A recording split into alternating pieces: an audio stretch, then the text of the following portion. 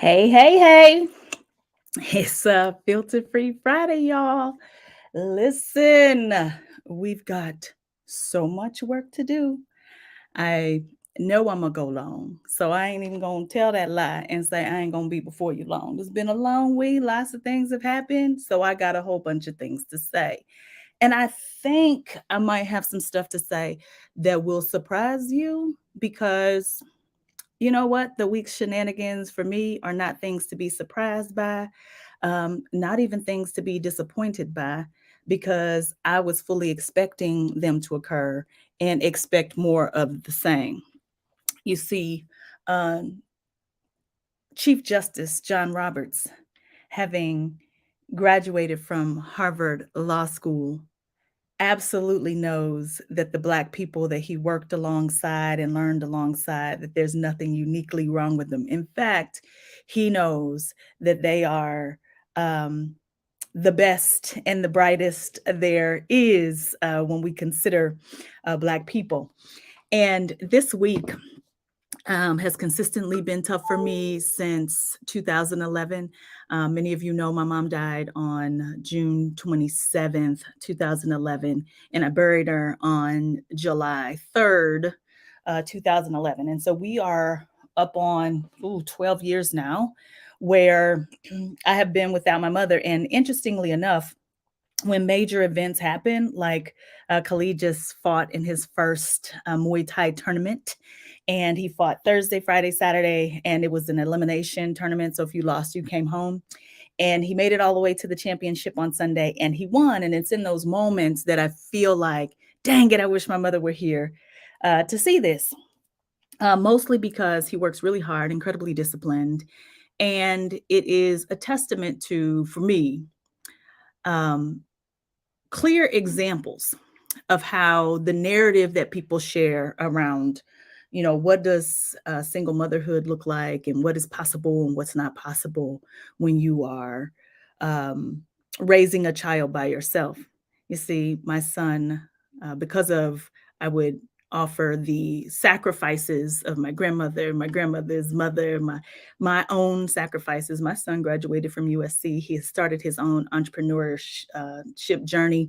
He turned down job offers on Wall Street. He turned down job offers from Adobe. He turned down job offers from Amazon, all of which were over six figures so that he could start his own company. And here's the best part about that.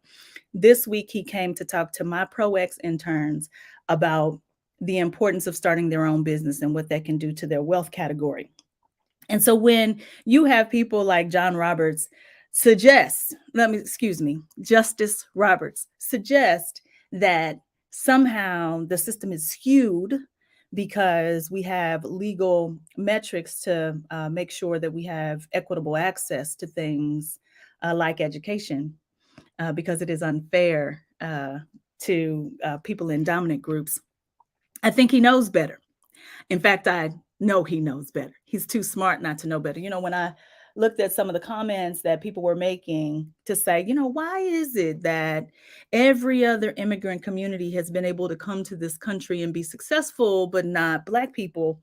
I need Black people to have the kind of empathy for self to understand when we were in the bowels of slave ships, not for 5 years, not for 10 years, not for 20 years, for 200 years being, and listen, they were not trying to break the body. I know some people think that they were trying to break the body. Why would they break the body? They need the body to come over here and work the soil and figure out how to grow something from nothing in places that things weren't ever supposed to be grown.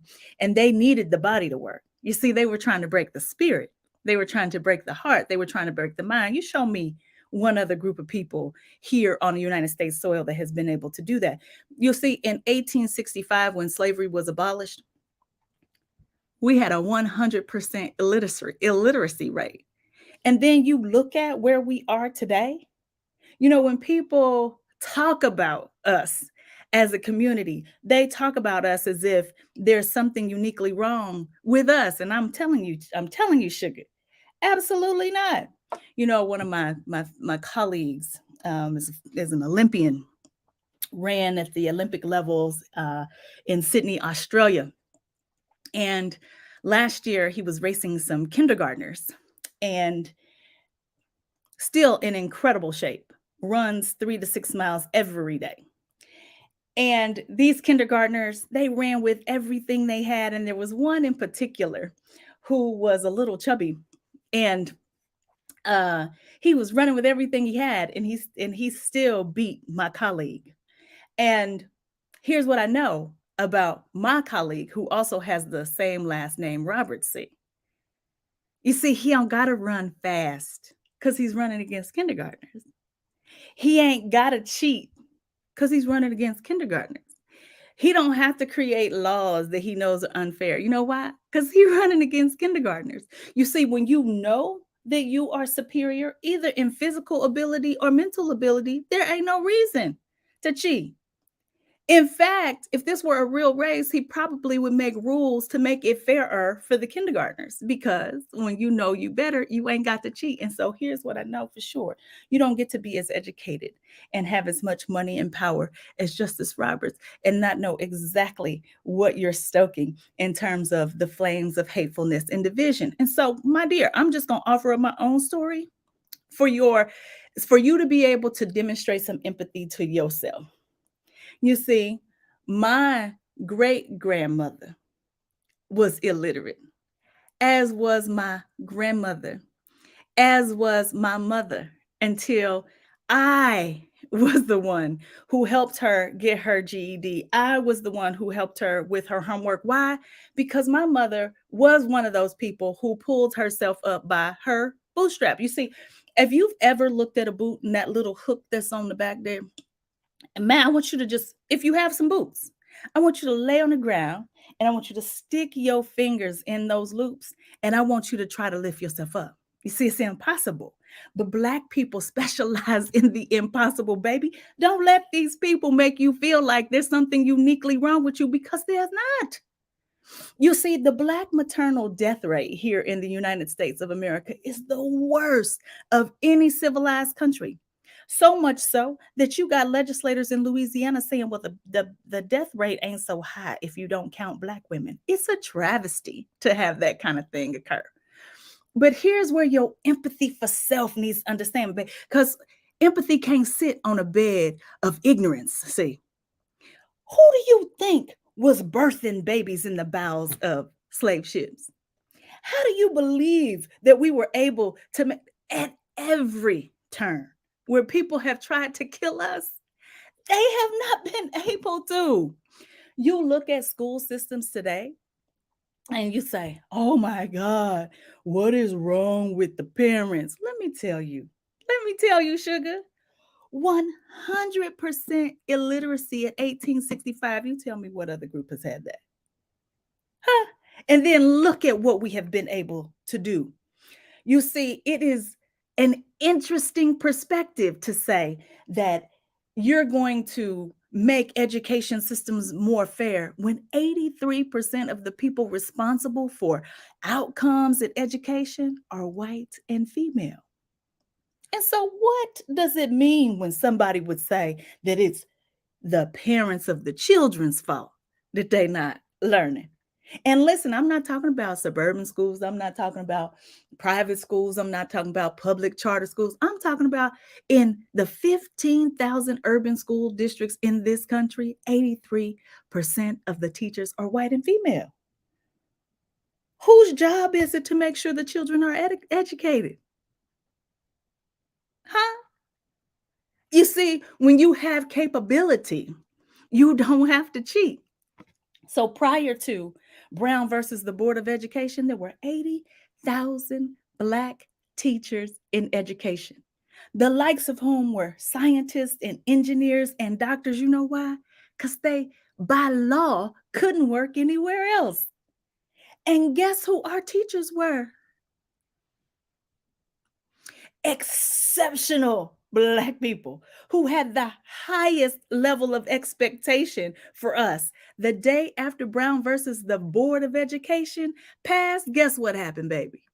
39,000 of those Black teachers lost their jobs. You know why?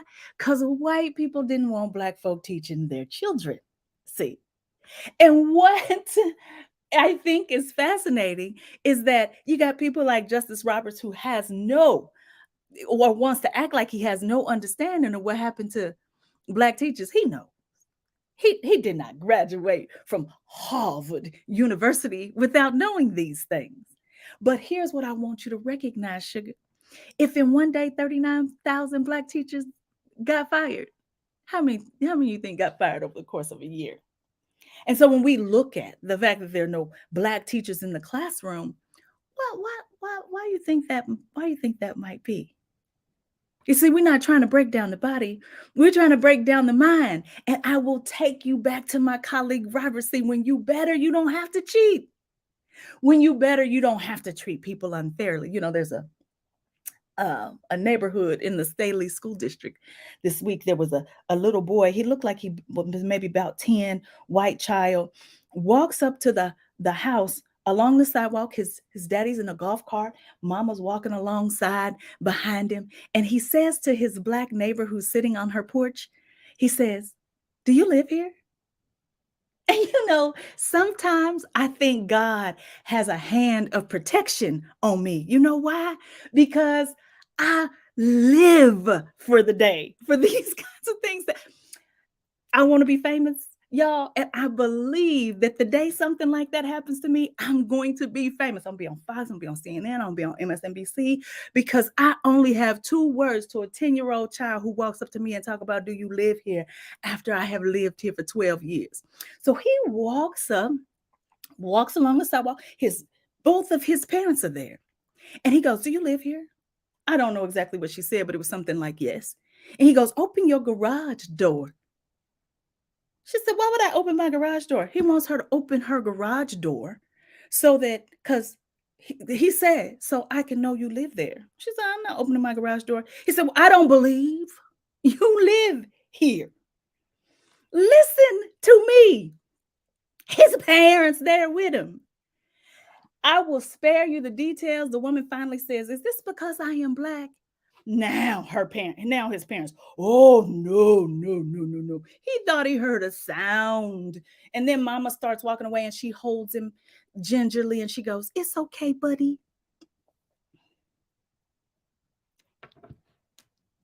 You see, Justice Roberts knows about redlining. Justice Roberts absolutely knows that by law, it was illegal for you to live in these suburbs. And Justice Roberts is the type of person that has the type of pathology that tells their children, "It's okay, buddy. You can be aggressive towards your black neighbor and show in so many subtle ways that she does not belong because get off the sidewalk when I walk by." And I need you to understand, have a little empathy for yourself. Baby, the first time I walked on North Carolina A&T's campus, because of the sacrifices of my great grandmother, my grandmother, my mother, because of these sacrifices, I walk onto this campus and I see 12,000 black people. So smart. There was one thing that was very clear to me. Nicole, you might be smart, but you are not exceptional. You see, every time there's a first of a black person to be able to do anything, it's not because that was the first person qualified. That is because that's the first black person white folk allowed to be able to do it. Whatever it is, whenever you see disparities between people based on race, honey, all you got to hold in your heart is this: bless your hearts, sugar, because everything you have done to try to kill us has failed. We have been here before.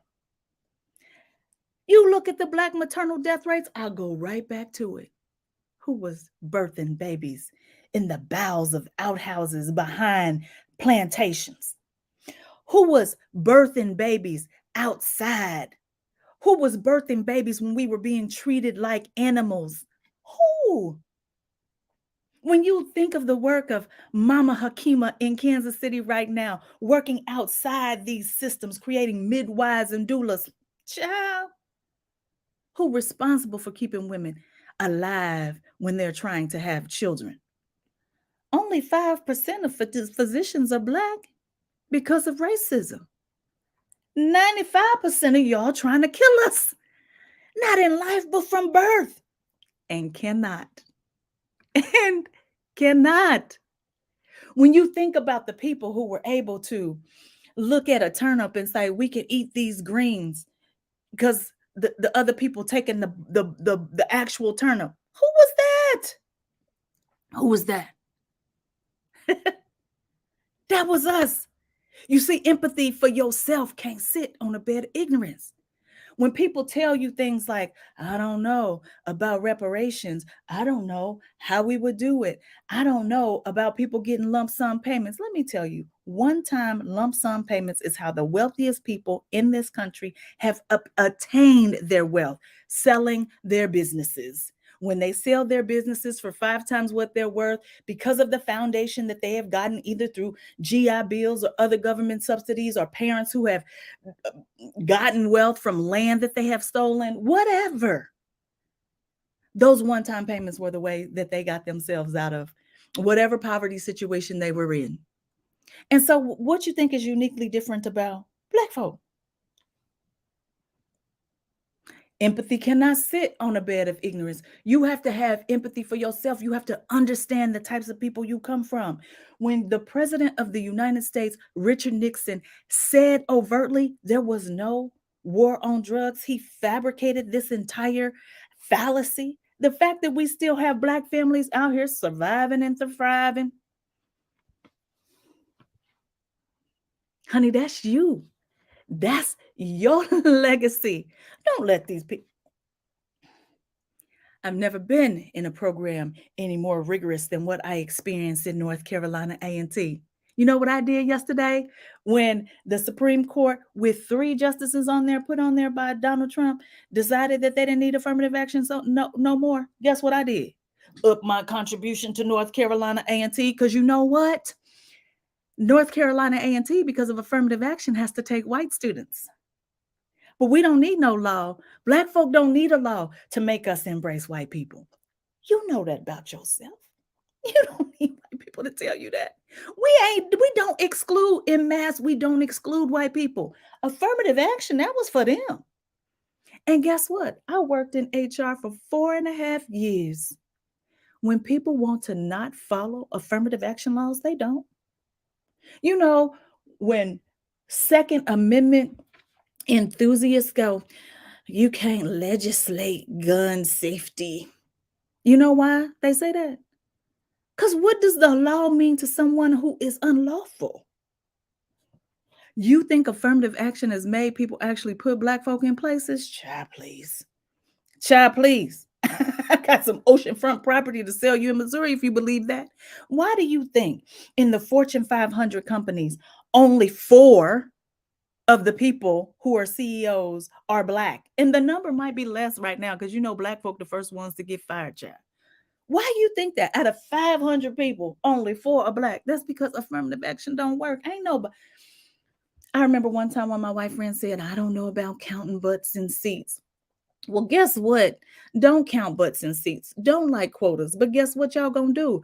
Cheat anyway. And you ain't got to cheat if you know you better. I swear to you, the people who know that white supremacy is a fallacy more than anyone else, why vote?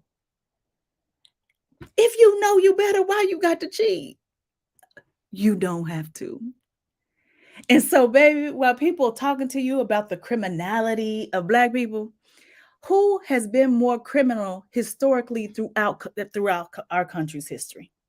When you think of the 100 massacres that occur, you know about the Tulsa massacre. You might know about a few others. Hard to name because we don't learn about them. There were 100 massacres between Reconstruction and, like, I don't know, 1765 or so. 100. Who you think was committing those crimes? It ain't us. You want to call Black folk criminal? I guess it depends on what kind of criminality you're talking about.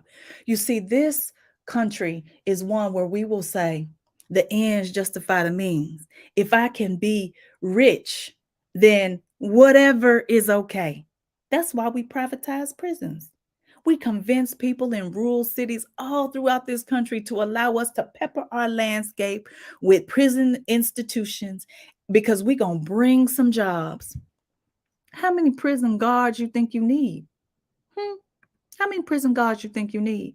You ain't got enough to uplift a rural community. And so now they stuck with these prisons that they can't fill. And so guess what they do? Find ways to arrest people and just make things criminal. We are number one across the globe in incarcerating our citizens. It's a shame. We can hardly imagine this landscape without prisons in it. And folk want you to convince you that the criminals are the little black folk. See, judges actually convicted of selling kids for cash, putting them in juvenile detention centers, and they still ain't been able to kill us. Baby, you better have some empathy for yourself. Better have some empathy for yourself and understand that it don't matter what they do. I don't want you to be surprised. I don't even know why you're disappointed. What you think Justice Amy Coney Barrett was gonna do? What you think Justice Brett Kavanaugh was gonna do? What you think Justice Clarence Thomas was gonna do? They've been showing us who they were the entire time. I need you to lean in to who you are, who your people are, what your history is, and look at how resilient we still manage to be despite it all. And then this week, we're like, oh, look at what Justice Katanji said versus what Justice Thomas said. And for anybody who come for me who don't understand that when I call her Justice Katanji, that's what black folk do. Go on about your way. This ain't for you today. That ain't the go on about your way. My mama was Miss Gertrude. It was a form of respect. Go on about your way. That distract, divide, destroy is the same strategy being used forever. And I'll say this: scratch a thief and you'll find a liar. Justice Thomas, Justice Roberts, they know exactly what they do. Know exactly what they're doing. And it ain't Christianity, it's Americanity, it's economity, whatever you want to call it. It is, let me figure out how to make a dollar. And if I can make a dollar, let me make it on the backs of black folk. They want to convince you that we're uniquely predisposed to diabetes and hypertension and high cholesterol. Oh no. Oh no. I read this book, My Grandmother's Hands. What we uniquely predisposed to is a history of racialized trauma that has been trying to kill us and still can't. They can't figure out why they can't kill us. They can't figure out why they can't kill us. And you know why they can't? Because we come from a people with an amazing amount of innovation and the ability to recognize that rest and joy are a form of resistance. The people who will not give up. You put a religion in front of us, try to convince us that God don't look nothing like us, and we figured out how to embrace it and make it what we need.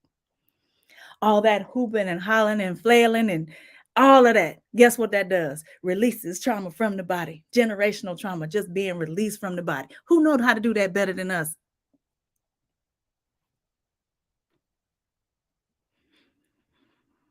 I'm dedicating this Filter Free Friday to you because there were 1,000 more applicants than North Carolina A&T could take this year. And guess what that means? Guess what that means?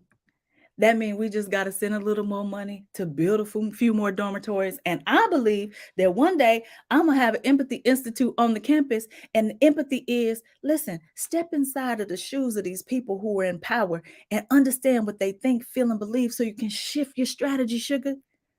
Because you keep thinking they think like you.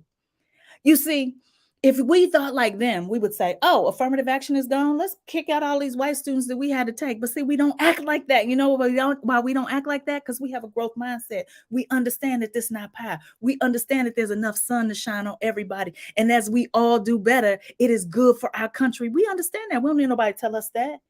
And we don't have to cheat because white folk being at our institutions ain't making us no less.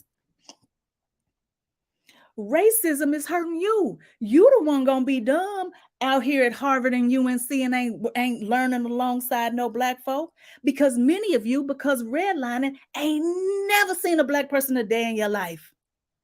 Ain't never had to work alongside, ain't never had a black person in a position of authority ever. And it's a form of ignorance For them, not for us. Ain't got nothing to do with us. If people want to be ignorant about the cultural experiences and the lived experiences of other people, let them, sugar. Let them. Look, go forth and conquer. One man and God a majority make. And if we know one thing for certain and two things for sure, honey, you better stick your hands in the back of them little loops on your boots and do what my grandmother has always done, what my mother has always done, and done the impossible, which is to stick your hands in the back of that bootstrap and stand right on up. Because who can do it better than black folk? Nobody. When this economy almost crashed in 2008,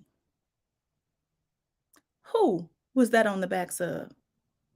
Evidence-based, proven, well documented that big banks like Bank of America were giving subprime loans to people who absolutely had decent credit and did not deserve those types of rates. Black folk. We were the canaries in the coal mine, the ones that you could see, but when didn't nobody care when it was happening to just black folk, then it started happening to white folk too, see? And then this whole thing almost came crumbling down. But guess what? They say it's consistent. Whenever it's going to hell in a handbag fast, give it to the black person. We get somebody at that. I maintain that there ain't no way President Barack would have been able to be president if we weren't in the most ridiculous economic times we had ever been in our lives. And guess what? That's absolutely right. We rebuilt it again. You know, wasn't nobody eating chicken wings. Who figured out how to take the trash off a chicken to go with them turnip greens to make a meal? Now I can go to five Michelin star restaurants and they got chicken wings and collard green rolls. Who created that? We know how to innovate. They know how to take. Don't you? Empathy cannot sit on a bed of ignorance. And don't you be ignorant about the type of, listen, self-actualization does matter based on your genealogy.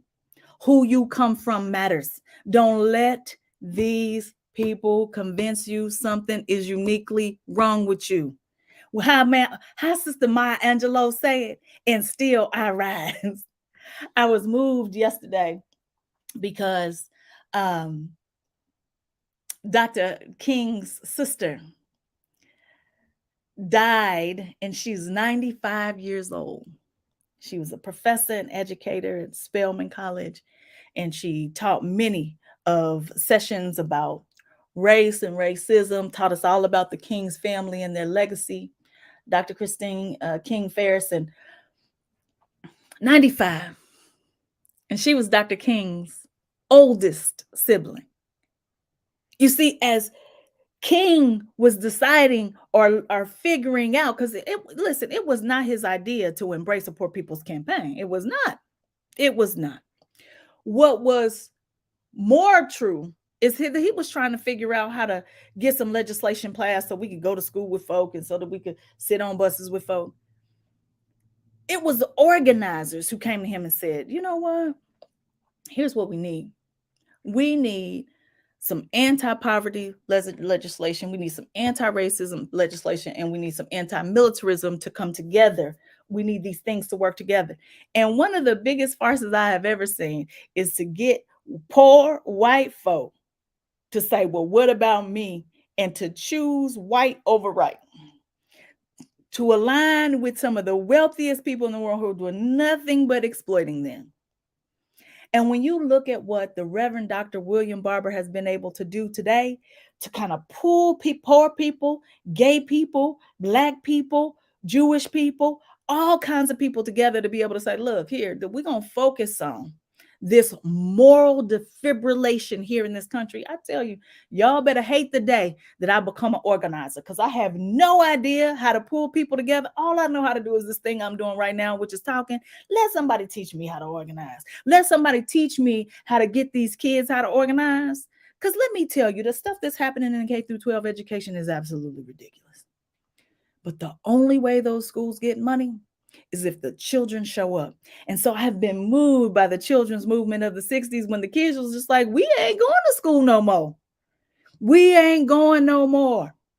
And there comes a point, Eldridge Cleaver said this, where careful becomes cowardice. And we be so careful because guess what? They know if they killed King, they was gonna make some folks scared. They know that. They know that if they start putting people in jail, they put so many people in jail when they were trying to dismantle the Black Panthers that it was criminal. Because you know what they were trying to do? Not break the body. Killing King wasn't about breaking the body, it was about breaking the spirit. And guess who controls that sugar? You do.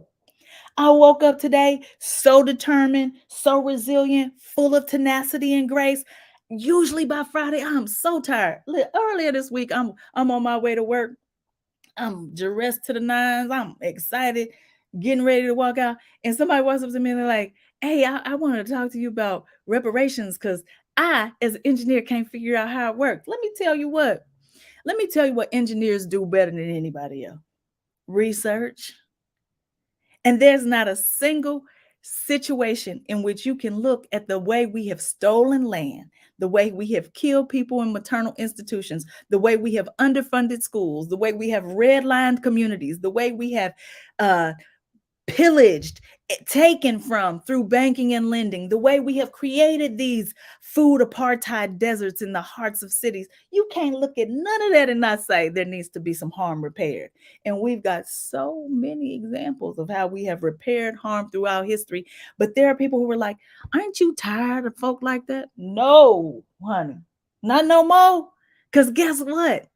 As I have been on this empathy journey, I have built so much empathy for myself, empathy for my mother, my father, empathy for my grandparents, empathy for my great grandparents. I have a greater, it's not nice, it's not kind, it is embracing and understanding exactly what this system is doing and recognizing that when you know you are better, you ain't got to cheat. So, guess what? Justice Roberts know he ain't better. He know. You think he don't know. He knows.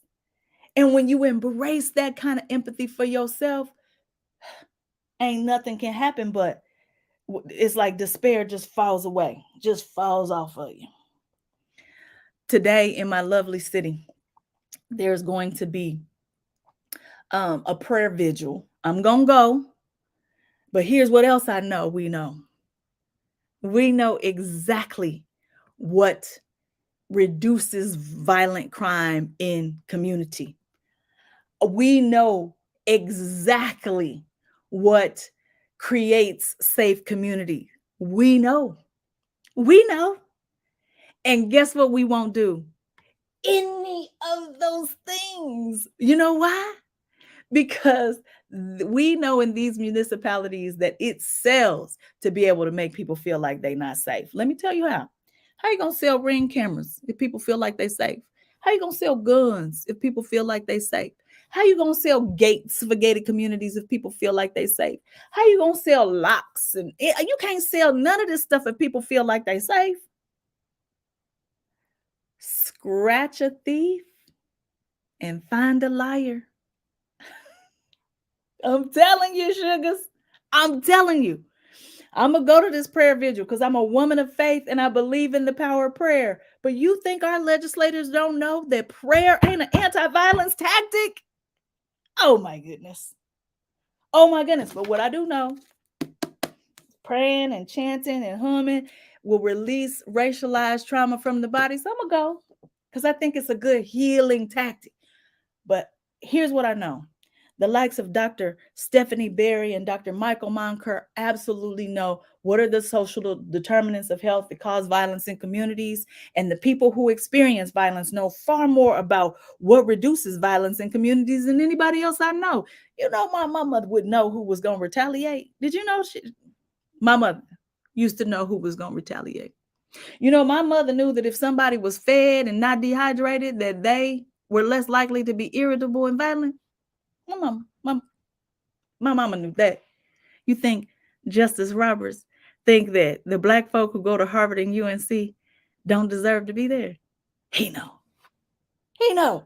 And when you got empathy for yourself, baby, there ain't nothing these people can tell you to make you feel like that there's some special pathology around you. And so my only invitation to you is this week, don't you dare buy into these ridiculously racist ideas. This is something uniquely wrong with Black people. That whatever space we in, we don't deserve to be there. Because I can guarantee you that in my time I spent in HR, I was the only one bringing up when the policies were discriminatory. This day, I'm the only one at the Human Rights Commission bringing up when the policies are discriminatory. This day, 5 CEOs, 4 Black CEOs out of 500. Child, please. They ain't been following them laws, no way. This a farce. Don't get distracted. You stay on your grind. You stay on your grind. There ain't nothing uniquely wrong with you. And I'm gonna end on the flea story because I think it preach every Sunday. And even though it's Friday, y'all need to hear it. If you put fleas in a glass, they all jump out because fleas are designed to jump.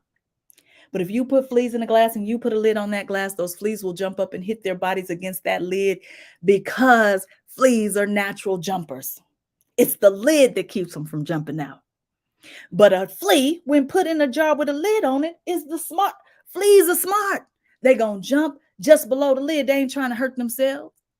And so you can take the lid off and those fleas will never jump out of the glass. And all over the globe, people tell that story to talk about the behavior of the fleas. But I maintain every single day of my life that fleas ain't supposed to be in jars with lids on them. Who put the jar there? Who put the lid there? Don't you let nobody think there's something specially wrong with you, baby. You keep taking that hammer and breaking at that jar and breaking at that lid because you come from people who are in the lid removal business. It's Filter Free Friday, y'all. We got work to do.